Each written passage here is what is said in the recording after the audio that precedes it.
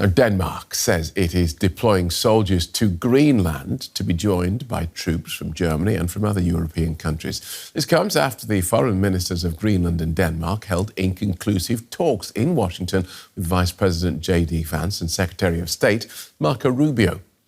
President Trump has repeatedly called for a US takeover of the autonomous Danish island.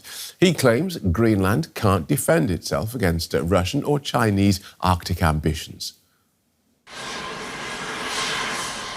This Danish Royal Air Force plane touched down in Greenland's capital, Nuuk, bringing more Danish military personnel.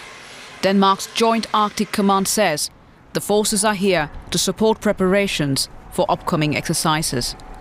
The deployment came as Donald Trump repeated his claim on Greenland. Greenland and Denmark say they are stepping up military activity in and around the island in close coordination with allies.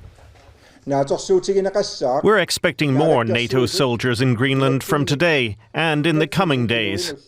It's expected there'll be more military flights and ships. And of course, there'll be training in the area under the agreement with NATO.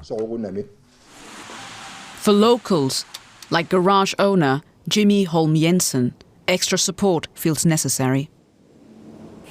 We are like 57,000 people. What can we do? We don't have tanks, we don't have warplanes, and so we have our hunting rifles, but they probably won't get us far. Feels like a step back in humanity and evolution. It's just crazy.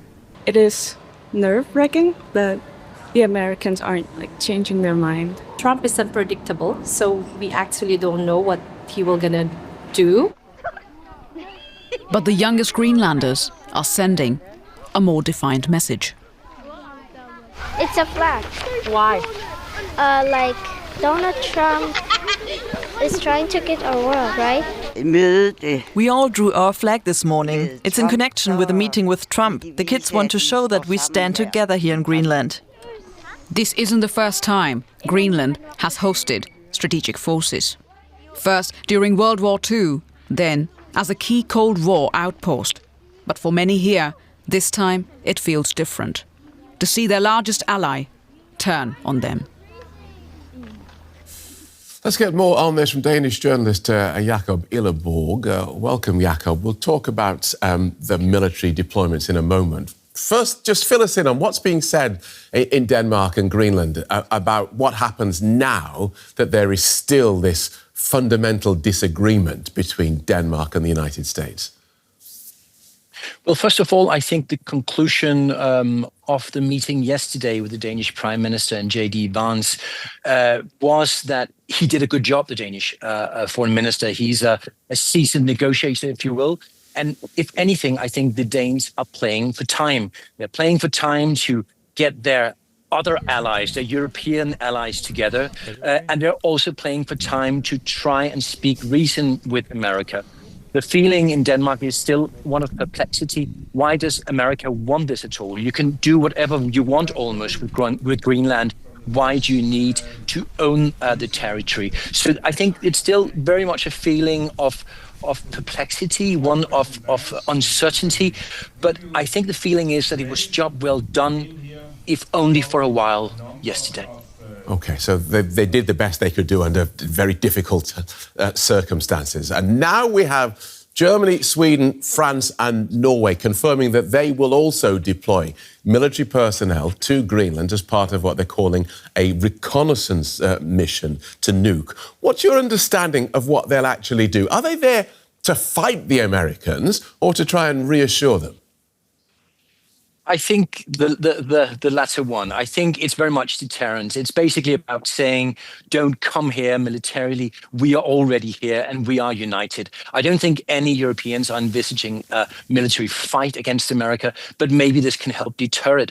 I was actually part of a military exercise with the Germans and the French during the fall, where basically the Danish forces and special forces were sort of teaching the Europeans how to act in the Arctic. And what we're seeing now is sort of an increase of this presence. For how long, we're not sure. For how many exercises, we're not sure. But I think most of all, this is a message to America. Europe stands together. don't come here. Except it does sound a little bit desperate. We will send troops there to try and reassure America. Look, there are lots of us already here, so the Chinese and the Russians, we've already dealt with them. But then, this is not as you've said, people are perplexed. This is not a rational sequence of events that we're seeing from the United States. I think your choice of word desperate is very spot on, and I think perplexity is certainly what it is. I think the feeling is that anything could happen. And to be honest, being a Dane and having been in Denmark, this was so unexpected. I remember speaking to the Danish Prime Minister before Trump entered office for the second time. I don't think anyone envisaged anything like this. So yes, it is fairly desperate. But as the Greenlanders in your report before were saying, what are we supposed to do? I think it's very much the same feeling in Denmark. What are we supposed to do? And I think the answer right now is to look to our European friends and hope for unity and hope for strength through unity.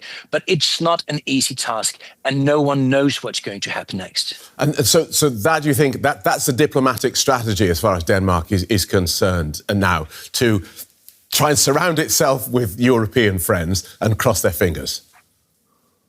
Well, very much so. And at the same time, keep the dialogue with America. I think that this working group that was established yesterday, apparently on the Danish foreign minister's suggestion, I think the Danish feeling is that it gives us a place, a room to speak reasons with the Americans and to say, what is it you want that you haven't got already?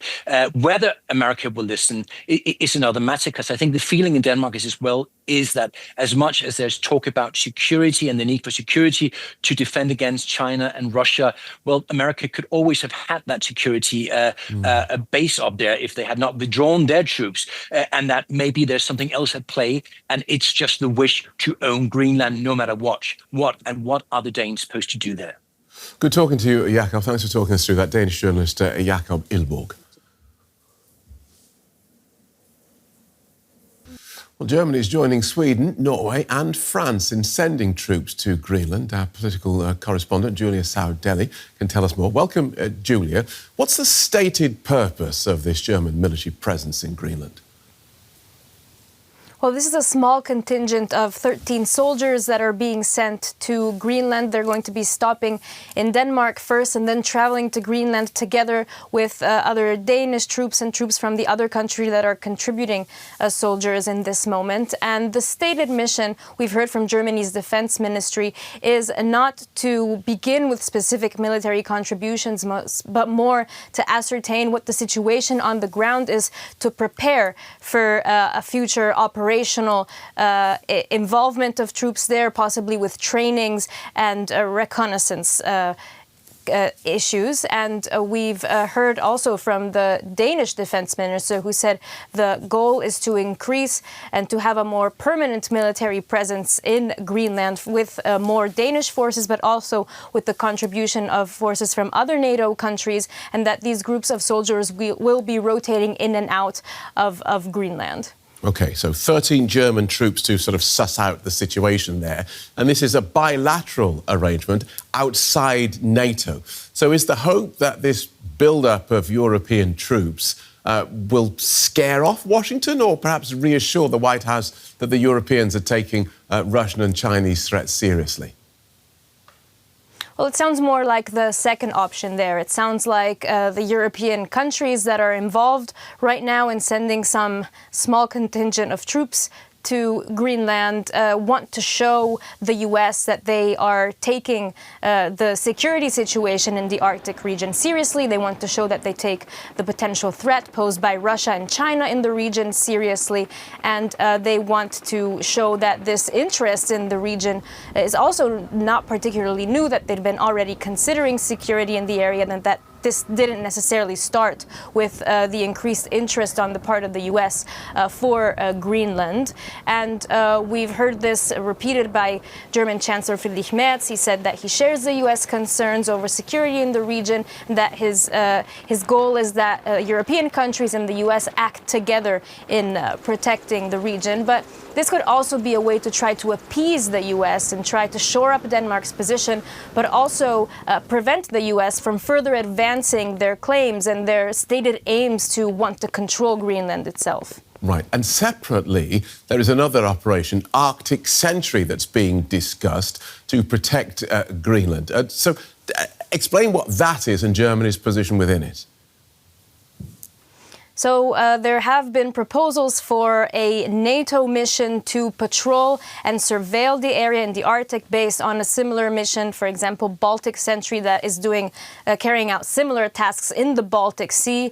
And this proposal is still being considered.